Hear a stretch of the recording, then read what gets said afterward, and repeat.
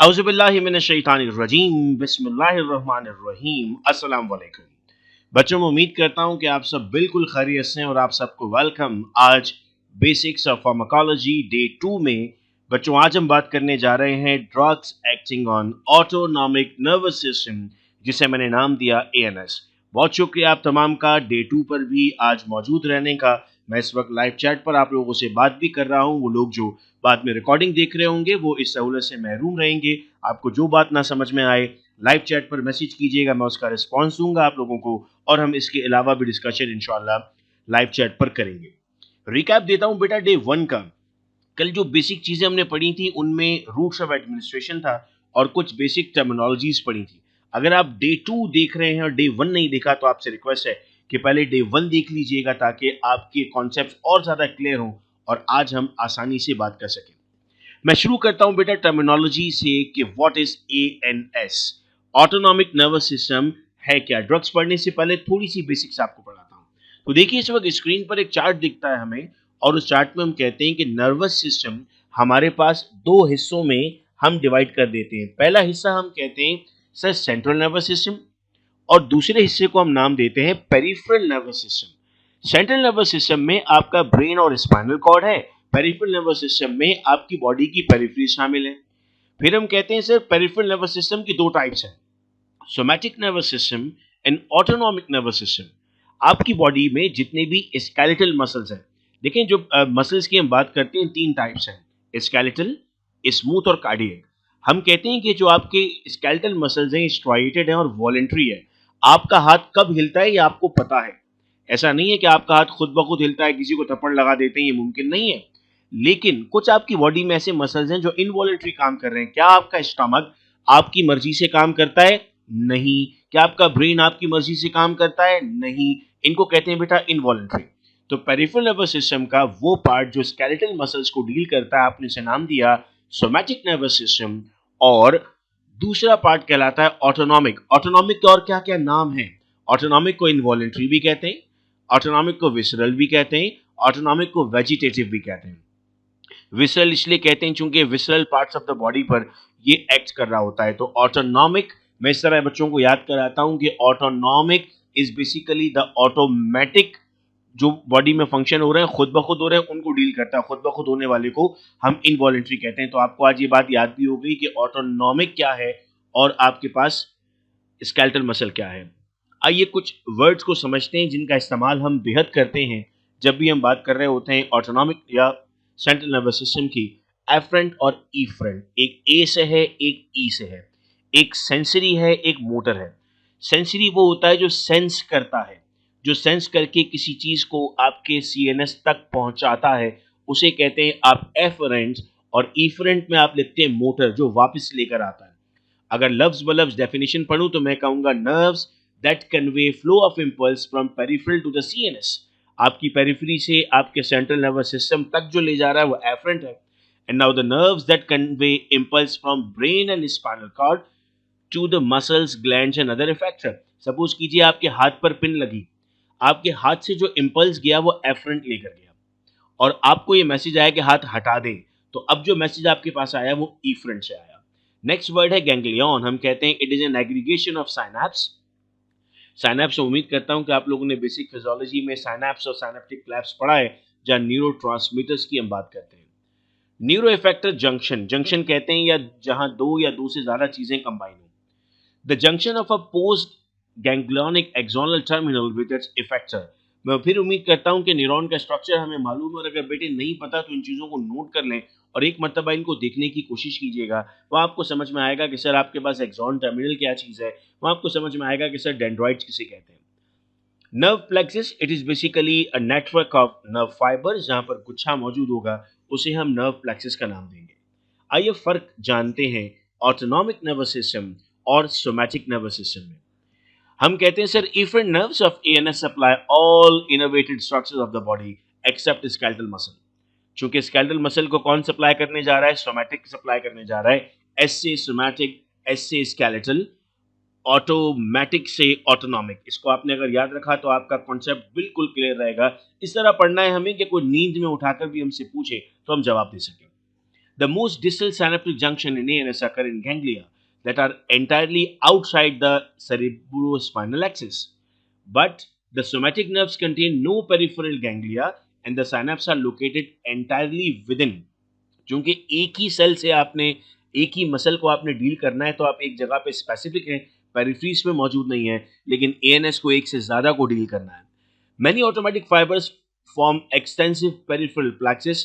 अब इस पॉइंट से इस पॉइंट को मैं कनेक्ट करता हूं कि जब यहाँ पर आपके पास पेरिफेरी मौजूद है तो वो प्लेक्सिस बनाएगी. प्लेक्सिस का मतलब पीछे हमने समझा नर्व फाइबर का गुच्छा. यहाँ पर अगर वो मौजूद नहीं है तो पेरिफेरी भी नहीं बनेगा. When cut, organ supply generally show some level of spontaneous activity independent of the intact innervation. Spontaneous activity is only because of their automatic behavior. Now skeletal muscle supply become paralyzed. अगर आप cut कर देते हैं तो ये muscles आपके बिल्कुल paralyse हो जाएंगे, काम नहीं करेंगे. अगर मैं आपसे पूछूं कि पैरालिसिस में आपका कौन सा नर्वस सिस्टम इफेक्ट करता है तो जवाब होगा सोमैटिक नर्वस सिस्टम इफेक्ट करता है. Pre ganglionic and post ganglionic fibre. Ganglion से पहले, गैंग्लियन के बाद में. प्री मतलब पहले, पोस्ट मतलब बाद में. तो यहाँ पर आप कहते हैं एक गैंग्लियन से पहले है और एक गैंग्लियन के बाद है, लेकिन आप सोमैटिक में कहते हैं sir there is no such nomenclature, चूंकि ये मौजूद ही नहीं है. Post ganglionic autonomic nerve fibres are generally non myelinated. मैं एक मिनट के लिए रुक के आपको समझाता हूं कि नर्व शीट्स पर माइलिन मौजूद होती है, माइलिन शीट्स, जिससे आपके पास कंडक्शन स्लो हो जाती है. बिल्कुल ऐसे ही होता है कि एक तार है, उस तार पे आपने उसके ऊपर इंसुलेशन की है और एक तार बिल्कुल नंगी है, तो जो नंगी तार है उस पर करंट बहुत तेजी से फैलता है और आपको डर है कि आपको भी लग सकता है. लेकिन वहां पर आप कहते हैं जो उसके ऊपर आपने कुछ लगा दिया है, कोई जैसे आपके घरों में कॉपर वायर होती है उसके ऊपर आप देखते हैं इंसुलेशन हुई भी होती है प्लास्टिक की, रबर की, तो यहाँ पर वो मौजूद है. लेकिन हम यहाँ पर कहते हैं सर यहाँ जो आपके पास फाइबर है वो माइलिनेटेड होती हैं. तो इससे फिर मैं आपको कनेक्ट करवाऊंगा नोड्स ऑफ रेनवीर और साल्टाटरी कंडक्शन. ये आपकी बेसिक फिजियोलॉजी की चीजें थी. ये नाम मैं उम्मीद कर रहा हूं कि आप नोट करके जरूर गूगल करेंगे. आइए कुछ बात करते हैं रिसेप्टर्स पर. रिसेप्टर क्या होते हैं कल हमने समझा था. हमने कहा था सर सॉकेट है रिसेप्टर बेसिकली, जिसमें कोई चीज लगाने की बात की जा रही होती है. आपके पास दो तरह के रिसेप्टर्स हैं. मैं एक बार फिर अगर बैक पर लेकर जाऊं आपको, तो यहाँ पर हम इस बात को अब देखते हैं कि सर ऑटोनॉमिक को फिर आप दो हिस्सों में ले जा रहे हैं, सिंपैथेटिक और पैरासिम्पैथेटिक, और मैं इसे कहता हूं एड्रेनर्जिक और कोलिनर्जिक. तो मुझे एड्रेनर्जिक की चीजें भी पढ़नी पड़ेंगी आज और कोलिनर्जिक भी पढ़ना पड़ेगा. तो यहाँ पर ये मौजूद है कोलिनर्जिक और एड्रेनर्जिक.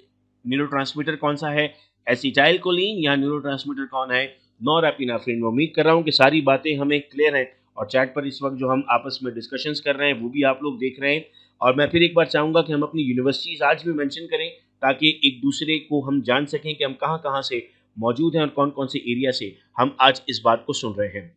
सो एसिटाइलकोलिन रिसेप्टर निकोटिनिक और मस्कुरानिक, इनकी लोकेशंस बेटा यहाँ मेंशन की हैं. Post ganglionic neuron, parasympathetic targets में आपके पास हार्ट आता है. What are the responses, it stimulate the smooth muscle and gland secretion. stimulate the smooth muscles and gland secretion. It decrease the heart rate and force of contraction. तो heart rate कम करने के लिए आप acetylcholine, मस्कुरानिक receptors की बात करते हैं. Norepinephrine is the adrenergic, alpha 1 alpha 2 beta 1 beta 2. सुना होगा आपने अल्फा बीटा. आगे जब दवाएं हम पढ़ रहे होते हैं तो उस वक्त हाइपरटेंसिव ड्रग्स में हम इनको पढ़ते हैं. So the primary location in all sympathetic target organs except the heart, constriction of the blood vessel, dilation of pupil. Alpha 2 में आप कहते हैं pre synaptic adrenergic nerve terminals, inhibition of release of non epinephrine. Nor epinephrine को बंद करने के लिए आप इस्तेमाल कर रहे हैं. Beta 1 is for heart and kidneys, beta 2 is for all sympathetic target organs except the heart. Sympathetic का मतलब क्या होगा, फिर दोबारा ले जाता हूं यहाँ पर. सिंपैथेटिक जहां पर आएगा आपके पास आप कहेंगे एड्रेनर्जिक की बात कर रहे हैं. पैरासिम्पैथेटिक जब आएगा आप कहेंगे कोलिनर्जिक की बात कर रहा है. कुछ और तफसील से पढ़ने की बात करते हैं कि सर ये जो एड्रेनो रिसेप्टर्स हैं इनके काम क्या है. तो देखें आपके सामने alpha 1 is for vasoconstriction, increase peripheral resistance, increase blood pressure, mydriasis, increase closure of internal sphincter of the bladder. आपकी ब्लैडर में दो स्फिंक्टर हैं, दो यूं समझे लॉक है, एक इंटरनल एक एक्सटर्नल. इंटरनल वाला इनवॉलेंट्री है, एक्सटर्नल वाला वॉलेंट्री है. जब आपको यूरिन बहुत शिद्दत से पास करनी होती है तो अब वो शिद्दत जो आप फील कर रहे हैं वो इसलिए फील कर रहे हैं कि आपका जो इंटरनल था वो ओपन हो चुका है और अब आपके पास ये विल मौजूद है कि आपको जब अप्रोप्रिएट टाइम अप्रोप्रिएट जगह मिलती है तब आप उस एक्शन को परफॉर्म करते हैं. अल्फा 2 इज द इनहिबिशन और norepinephrine. Inhibition of acetylcholine, inhibition of insulin. तो अब देखो डॉट्स को जोड़ने की कोशिश करना। If there is something which is inhibiting the release of insulin that may lead to diabetes also. Now this is the way जो मैं आपको पढ़ाना चाह रहा हूँ और जो मैं सिखाना चाह रहा हूँ कि डॉट्स को कनेक्ट कीजिएगा और इस तरह से पढ़ने की कोशिश कीजिएगा। Beta 1 tachycardia, increase lipolysis, increase myocardial contractility. That myocardial की जब हम बात करते हैं तो हम कोरोनरी आर्टरी की बात कर रहे होते हैं। Increase release of renin. Renin is important 6 महीने से पहले पहले तो आपके पास इंपॉर्टेंट होता है डाइजेशन के लिए, चूंकि बच्चे सिर्फ दूध पी रहे होते हैं, वो रेनिन डाइजेस्ट करते हैं। इसके बाद फिर ये आपके पास जो है वो आगे फर्दर एंजाइम्स का पार्ट बनता है। सो B2 is vasodilation, decrease peripheral resistance, ब्रोंकोडाइलेशन। Bronchodilator की जब मैं बात कर रहा हूं तो मैं इसको कनेक्ट करने जा रहा हूं साल्बिटामॉल के साथ, मैं इसे कनेक्ट करने जा रहा हूं वेंटोलिन के साथ, मैं इसे कनेक्ट करने जा रहा हूं एस्थमा के साथ। This is the way you are learning something. Increase release of glucagon. अगर ग्लूकागॉन ज्यादा रिलीज हो रहा है तो मैं यहाँ बात करने जा रहा हूँ कि शायद अब इंसुलिन रिलीज होना स्टार्ट होगा ताकि ग्लूकागॉन ब्रेक होकर ग्लूकोज से बॉडी के अंदर जाना शुरू करे। अगर मैं बात कर रहा हूँ रिलैक्स यूटेराइन स्मूथ मसल्स की, तो मेरे जहन में ऑक्सीटॉक्सिन आ रहा है कि ऑक्सीटॉक्सिन की रिलीज की बात की जा रही है यहाँ पर। देखो चार्ट से आपने इंटरप्रिटेशन करनी है। एक अच्छा क्लिनिकल फार्मासिस्ट अगर आपको बनना है तो आपको सारी चीजें अपने जहन के अंदर रख के उन डॉट्स को जोड़ना होगा। Action of neurotransmitter stimuli on receptors of various organ. B1 क्या करता है? इफेक्टर ऑर्गन हार्ट है। What it do basically? It increase heart rate, increase the contractility, increase the conduction velocity. Fat cells पे क्या करेगा? लिपोलाइसिस करेगा sir, lipid break करेगा। So if the body contain more fats which mean beta 1 receptors कहीं काम नहीं कर रहे हैं। Beta 2 blood vessels, bronchioles, uterus. Now bronchiole को क्या कर रहा है? डायलेट कर रहा है, so you will say bronchodilator. Uterus relax कर रहा है यानी मोर ऑक्सीटॉक्सिन रिलीज हो रहा है, किडनी से रेनिन सिक्रीट करवा रहा है, लिवर से ग्लूकोनेजेनेसिस करवा रहा है, पेनक्रियास से इंसुलिन सिक्रीट कर रहा है। नाउ ये बात जो पीछे मैंने आपको इंटरप्रेट करवाई थी कि if there is increased release of glucagon you definitely will need the insulin secretion from beta cells of isles of Langerhans। तो उम्मीद कर रहा हूँ कि चीज़ें समझ में आ रही हैं और मुझे ऐसा लग रहा है आप लोगों की चैट से कि हमें अपनी कॉलेज को 3 दिन के कोर्स के बाद एडवांस लेवल पर भी लेकर जाना पड़ेगा। मैं अपनी टीम के साथ 2 दिन पहले भी बैठकर ये डिस्कशन कर रहा था कि इस मरतबा हम ऑनलाइन क्लिनिकल इंटर्नशिप करें जिसमें और तफसील के साथ मुझे आप लोगों के सामने ये इंटरवेंशंस रखनी है, दवाओं की बातें रखनी है। पता कैसे चलेगा कब कौन सी दवा देनी है, पता कैसे लगेगा कब कौन सा इफेक्ट प्रोड्यूस हो रहा है। अल्फा 1 ब्लड वेसल कॉन्स्ट्रिक्ट कर रहे हैं, pancreas inhibition of insulin secretion, so we need to be worried about these lines। intestine and bladder relax कर रहा है, constriction of sphincter कर रहा है, यानी आप फिर इसको constipation डायरिया से रिलेट कर रहे हैं। देखो अपनी नॉलेज इतनी रखना कि आप जब किसी डॉक्टर के साथ बात कर रहे होंगे तो आप उनके साथ बात करते हुए शर्मिंदा ना हो। मैं आपके साथ अपने घर की एग्जांपल अगर शेयर करता हूं तो आप लोग सब लोग यूट्यूब पर भी शायद फॉलो करते हैं। मेरे बड़े भाई हैं, is an MBBS doctor, Asif Qureshi के नाम से उनका चैनल भी है और वो उसमें लेक्चर्स भी अपलोड कर रहे हैं और भरपूर तरीके से वहाँ पर भी चीज़ों को पढ़ाने की कोशिश कर रहे हैं। वो जब मैं और भाई बात कर रहे होते हैं तो मुझे बहुत ज़्यादा नॉलेज रख के भाई से बात करनी पड़ती है, चूंकि पहले ऐसा होता था मैं उनसे बात नहीं कर पाता था। बहुत सारी जगहों पर मैं खामोश हो जाता था, उनको हाँ हाँ कर देता था क्योंकि मुझे मालूम नहीं होता था। मुझे भी बहुत पढ़ना पड़ा उस लेवल तक पहुंचने के लिए कि मैं उनसे बात करते। तो मेरे घर की बात थी जो मैं आपसे रख रहा हूँ। तो घर में तो अगर मैं चुप भी हो जाता था तो भाई है मेरे, मुझे कोई मसला नहीं होता था। लेकिन बाहर सोचिए कि अगर बाहर किसी के सामने आपको बात करनी पड़ी तो आपको किस अंदाज में बात करनी है, कितनी बात करनी है, दैट्स वेरी इंपॉर्टेंट। तो मस्कुलिन रिसेप्टर में heart, it will decrease the heart rate, decrease the contractility, bronchiole constrict हो रहे हैं, सलाइवरी ग्लैंड स्टिमुलेशन कर रहा है सिक्रीशन की, इंटेस्टाइन कंस्ट्रिक्ट हो रहा है आपका, ब्लैडर कॉन्ट्रैक्ट हो रहा है, स्फिंक्टर आपके रिलैक्स हो रहे हैं। यानी अगर मस्कुलिनिक रिसेप्टर आपके पास इफेक्ट प्रोड्यूस करते हैं और आपने अक्सर लोगों से शिकायत सुनी है कि वो अपना यूरिन रोक नहीं पा रहे, वो ऑटोमेटिकली उनकी बॉडी से निकल रहा है, इसका मतलब there must be something here. Nicotinic receptor में आपके पास न्यूरोमस्कुलर जंक्शन और ऑटोनॉमिक गैंग्लियाज हैं जो आपके स्केलेटल मसल को कंट्रैक्ट करते हैं। थोड़ी सी डेफिनेशन अगर हम पढ़ते हैं अब इन तमाम बातों के बाद तो हम कहते हैं sir the ANS is a component of peripheral nervous system we have seen that regulates the involuntary physiologic process।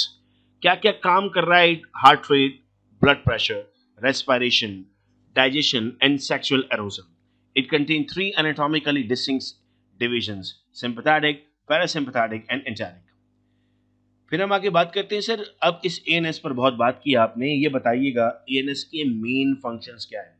सो अगर मैं एएनएस के मेन फंक्शंस देखूं तो मेरे हिसाब से the blood pressure and the rate of breathing, ये दो काम आपका एएनएस बहुत इंपॉर्टेंटली कर रहा है। और भी फंक्शंस हैं लेकिन मेजर फंक्शंस हैं। Now what is controlling your ANS? Sir the hypothalamus is controlling the ANS. हम हाइपोथैलेमस को बॉडी का थर्मोस्टेट भी कहते हैं। घर में इस्त्री करना तो आप सबने कभी कभी पहली मर्तबा सीखा होगा। जब आप इस्त्री करना सीखते हैं तो जब आप इस्त्री फुल करते हैं लाइट जलती है फिर बंद हो जाती है, आप कहते हो लाइट बंद हो गई, फिर आप उसको थोड़ा कम करते हैं लाइट खुलती है, फिर लाइट जलती है। तो आप ये खेल रहे होते हैं, खेल खेल में आपको समझ में आता है कि उसके अंदर एक कोई चीज लगी हुई है जो उसको अगर पूरा खोल दिया जाए, पूरी हीट हो जाए तो वो खुद को बंद कर देती है। इसको कहते हैं थर्मोस्टेट।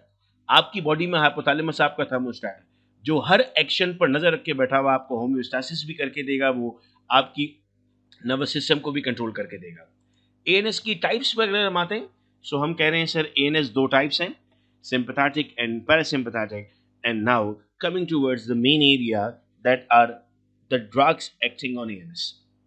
रिक्वेस्ट कि आप लोग अक्सर कुछ बच्चे इसके स्क्रीनशॉट ले रहे होते हैं, मैं आप लोगों को एक ड्राइव बना दूंगा जिसमें ये सारी चीज़ें आपको प्रोवाइड करूंगा। और मैंने ये सारी चीज़ें किताबों से ली है, मैंने नहीं बनाई। मैं आपको बता देता हूँ, ये लिपिन कॉट से लिया है मैंने।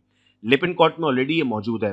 हमारा इशू ये है कि हमारे पास चीज़ें इतनी ज़्यादा हो जाती हैं कि हमें उनको पढ़ने का टाइम नहीं मिलता। सो मेरी आपसे रिक्वेस्ट है कि इसको लिखें बैठकर, क्योंकि जब हम चीज़ों को लिखते हैं ना तो वो चीज़ हमारे जहन में बैठती है। मैं अपनी प्रैक्टिस से आपको बता रहा हूँ कि मैंने लिख लिख कर चीज़ों को समझना शुरू किया है। लेक्चर यूट्यूब पे मैं इसीलिए छोड़ देता हूँ कि आप बाद में जितनी मरतबा चाहें उसे देख सकते हैं। तो इनके स्क्रीनशॉट लेने का फ़ायदा नहीं है, पीडीएफ में आपको दे दूंगा। बुक का नाम मैंने आपको बता दिया, इसको लिखना। और लिखने के बाद अच्छा मैं आपको यहाँ पर एग्जाम्पल कुछ देता हूँ। आज अगर बच्चे सोचते हैं कि सर ऐसा करने से क्या कोई वाकई फ़ायदा होता है, क्या आप हमसे इतना पढ़वा रहे हैं, पढ़ने के बाद क्या वाकई कोई चेंज आएगा? बिल्कुल चेंज आता है। मैं रियल लाइफ एग्जाम्पल देता हूँ। एक स्टूडेंट थी जो हमारे साथ इसी तरह सेशंस का पार्ट बनती थी, सेशंस में आती थी, हम इंडस्ट्री की ट्रेनिंग ले रहे होते थे, वो हमारा पार्ट बनती थी उसमें। आज वो बच्ची जो है, बच्ची इसलिए कह रहा हूँ चूंकि बहुत कुछ पढ़ा उसने, बहुत कुछ सीखा हमसे। वो माशाल्लाह यूएस में एक पूरी टीम को लीड कर रही है और वो एक भरपूर प्रोजेक्ट से वहाँ पर काम कर रही है। जब उसको देखता हूँ तो मुझे ऐसा लगता है कि आप लोगों में से भी बहुत सारे बच्चे ऐसे हैं जो अच्छी कॉलेज पढ़ने के बाद डीएचए क्लियर करेंगे, हाथ क्लियर करेंगे, एमओएच क्लियर करेंगे और बाहर जाकर अपना नाम बनाएंगे। पढ़े लिखे लोगों के लिए मैं आज हम इतनी बात कर रहे होते हैं, मैं बिल्कुल इस बात को एडमिट करता हूँ कि महंगाई बहुत है, हालात बहुत ज़्यादा कशीदा चल रहे हैं, आप लोग भी किन मुश्किलात में पड़ रहे हैं। लेकिन जब मैं दूसरी तरफ देखता हूँ तो कुछ ऐसे लोग हैं जिनके पास, जिनको अल्लाह ने इतना नवाजा है, इतना नवाजा है कि आप सोच भी नहीं सकते। वजह क्या होती है? वो पढ़ते बहुत अच्छा है, वो मेहनत करते हैं, वो अपनी फील्ड में बहुत आगे निकल गए हैं। मैंने अपनी आंखों से ऐसी देखी हुई एग्जाम्पल्स हैं जो मेरे लिए रियल लाइफ मोटिवेशन है। मैं आप लोगों के लिए भी चाहूँगा, देखिए हम अपनी लाइफ को इसी तरह बदल सकते हैं। मैं और आप एक मिडिल क्लास फैमिली से बिलोंग करते हैं, हमारे लिए पढ़ाई है सिर्फ जो हमें आगे लेकर जा सकती है। जो आप चाहेंगे ना, आप अपने वालिदैन की ख्वाहिशात पूरी करें, आप अपनी ख्वाहिशात पूरी करें, अल्लाह आपकी ज़िंदगी आगे बढ़ाए, आपकी शादी हो, आपके बच्चे होंगे, उनकी ख्वाहिशात आप पूरी करें। इन सब के लिए मेरी मान लो आज से पढ़ना शुरू कर दो। ये मेरा आपको वादा है। मैं जानता हूँ, अल्लाह ताला पर भरोसा रखता हूँ कि आप मेहनत करोगे तो आप आगे ज़रूर बढ़ोगे। कोलिनर्जिक एगोनिस्ट बेटा आपके सामने मैं रख रहा हूँ, direct acting, acetylcholine, bethanechol, carbachol, cevimeline, methacholine, nicotine and pilocarpine. अच्छा, ये जो नाम सामने लिखे हुए हैं, ज़ाहिर है ये बाहर की किताब है, तो वहीं के ब्रांड्स और जानने के लिखे हुए हैं। इनको फार्मा गाइड में चाहो तो ढूंढ सकते हो। इनडायरेक्ट एक्टिंग, जिनको आप रिवर्सिबल कह रहे हैं, डोनेसिपल, एंड्रोफेनोन, गैलेटामाइन, नियोसिग्माइन, फाइजोसिग्माइन, पायरोडोसिग्माइन, रेवासिग्माइन, जो स्टिग्माइन वाली कैटेगरी है वो इनडायरेक्ट एक्टिंग है। फिर आप कहते हैं सर इरिवर्सिबल आपके पास आता है एकोटायोफेट। फिर आप कहते हैं सर रीएक्टिवेशन ऑफ एसिटाइल कोलिनेस्टरेज आता है, प्रालिडोक्साइन। ये वो ड्रग्स हैं जो कोलिनर्जिक एगोनिस्ट हैं। इनको अब आपका काम पता क्या होगा? मैं अक्सर ये अपने बच्चों से कहता हूँ कि आपने थोड़ा सा होम टास्क करना होगा। मैं ये आपको रिकमेंड करूंगा, अगर अच्छा बनाना चाहते हो अपने आप को, कि जितनी भी ड्रग्स आज मैं आपको नाम ले रहा हूँ ना, इन सब ड्रग्स पर आप इनका सिर्फ नाम पढ़ें और इनका डोज देख लें, ज़्यादा कुछ नहीं करें। अपनी कॉपी में एक चार्ट बना लेना, उस चार्ट में एक तरफ नाम, नेम ऑफ द ड्रग लिख दो, एक तरफ डोज लिख दो। आपको इस वक्त मैं दावे से कह सकता हूँ, और बहुत माजरत के साथ मैं अपने बच्चों को डांटने से पहले सॉरी भी कर लेता हूँ कि उनको बुरा ना लगे, आप लोगों को कितने लोगों ने नाम पहली दफ़ा सुना होगा, उनको पता ही नहीं होगा ड्रग्स कब कब दी जाती हैं। आप अपनी कॉपी उठाइए, आप आज मैं आपने इतनी फार्मेसी पढ़ी है, आप अपने नाम के साथ डॉक्टर लिखते हैं, मुझे 20 दवाओं के नाम लिख दें डोज के साथ और उनके मैक्सिमम लीटल डोज के साथ। आपका कलम तीसरे चौथे पर आकर एक गारंटी रुक जाएगा। अब इसके लिए कौन जिम्मेदार है? क्या यूनिवर्सिटी जिम्मेदार है इसके लिए? क्या कोई और जिम्मेदार होगा? नहीं सर, इसके लिए हम खुद जिम्मेदार हैं। आइए सब भूलते हैं, पढ़ना शुरू करते हैं। चार्ट बना लें, एसिटाइल कोलिन लिखें, उसका डोज देख लें। हर दवा का डोज देख लीजिएगा सामने। अब यहाँ पर थोड़ा सा इनके इफेक्ट्स मैं आपके सामने रखता हूँ कि सर इन दवाओं को आप कब कब इस्तेमाल करते हैं और क्यों इस्तेमाल कर रहे होते हैं। तो हम कहते हैं सर हमारे पास जो दवा है बेथेनोकाउ, हम इस्तेमाल करते हैं यूरिनरी रिटेंशन में, because it binds preferentially at muscarinic receptor. Sir physostigmine का भी इस्तेमाल करते हैं जब आपको ब्लैडर मोटिलिटी या इंटेस्टाइनल मोटिलिटी इंक्रीज करनी है। मतलब अब मैं इसको कनेक्ट कर रहा हूँ कि सर कोई शख्स अगर आपके पास बावल डिजीज से आता है तो शायद आप उसमें इस्तेमाल कर रहे होंगे। आपको सीएनएस का इफेक्ट खत्म करना है एट्रोपिन का, तो अब आप इसको इस्तेमाल करेंगे। आप कहते हैं सर कार्बाकॉल का भी इस्तेमाल करेंगे। सर हम ऑक्यूलर सर्जरी के दरमियान मायोसिस प्रोड्यूस करने के लिए इस्तेमाल कर रहे हैं। पायलोकार्पिन का भी इस्तेमाल करेंगे। Sir it reduce the intra ocular pressure in open angle and narrow angle glaucoma. Patient glaucoma से आपके पास है। अब आप इसको जरा पढ़िएगा। आपने सुना होगा जिन लोगों को शुगर लेवल बढ़ जाता है उन्हें देखने में धुंधलाहट सी महसूस होती है। ये कनेक्शन है ना आपस में कहीं, तो ये आपके रिसेप्टर्स का कनेक्शन है। एसिटाइल कोलिन क्या कर रहा है sir? It is used to produce miosis in ophthalmic surgery. मैं एक छोटी सी एग्जांपल देता हूं कि जब आप ड्रिप लगा रहे होते हो तो आपने देखा है डॉक्टर उसमें एक और इंजेक्शन भर के डालता है, तो किसी वजह से डालता है ना। कितने लोगों को ड्रिप का नाम पता है? जरा चैट पे इस वक्त मुझे बताइएगा। मैं देखता हूँ कितने लोग जानते हैं कि ड्रिप क्या होती है और उसमें वो जो छोटा सा लगता है वो क्या होता है। खैर मैं जवाब दे देता हूँ, कुछ लोगों ने लिख दिया है, मैं इस वक्त देख रहा हूँ। ड्रिप होती है बेटा आपके पास रिंजेस लैक्टेट और इसमें पोटेशियम क्लोराइड ऐड किया जाता है। और आप लोगों को याद है एक बच्ची का मामला हुआ था कराची के प्राइवेट हॉस्पिटल में, निशवा नाम था उस बच्ची का, जहां पर केसीएल का डोज गलत कैलकुलेट हो गया था और बच्ची कोई शायद 9 महीने या 1 साल की थी, अपनी जान से गई थी। देखो कितना कीमती है चीज़ों को अच्छा पढ़ना, कितना कीमती है चीज़ों को अच्छा समझना। कोलिनर्जिक एंटागोनिस्ट कौन से हैं सर? कोलिनर्जिक एंटागोनिस्ट में एंटी मस्कुलिनिक एजेंट में आपके पास एक्लाइडिनियम है, एट्रोपिन, बेंजोट्रोपिन। अब ये तमाम दवाएं लिखी हुई है। क्या करना होगा? थोड़ा वक्त निकालना पड़ेगा। रात को जागकर पढ़ने में आपको कोई नहीं रोकता। आपको इसके लिए कुछ नया नहीं करना पड़ेगा, आपने रात जागना पड़ेगा। वादा करते हैं आधा घंटा एक दिन का एक्स्ट्रा निकालेंगे और उसमें अपनी पर्सनल डेवलपमेंट करेंगे। यकीन कीजिए 6 महीने अगर आपने इस प्रैक्टिस को रखा तो आप कोई भी टेस्ट पास कर लेंगे, आप कुछ भी बड़ी आसानी से कर लेंगे और इंशाल्लाह वो सब हासिल करेंगे जो आपने हासिल करना था। गैंग्लियोनिक ब्लॉकर्स आपके सामने मौजूद हैं, न्यूरोमस्कुलर ब्लॉकर्स आपके सामने मौजूद है। वीडियो जब बाद में अवेलेबल रहेगी पॉज कर करके इनके नाम देखने और इनके डोजेज, अभी सिर्फ डोज ही पता लग जाए आपको, so that would be more than enough. Adrenergic antagonist, पहले हमने बात की कोलिनर्जिक की, फिर बेटा हम बात करते हैं एड्रिनर्जिक की।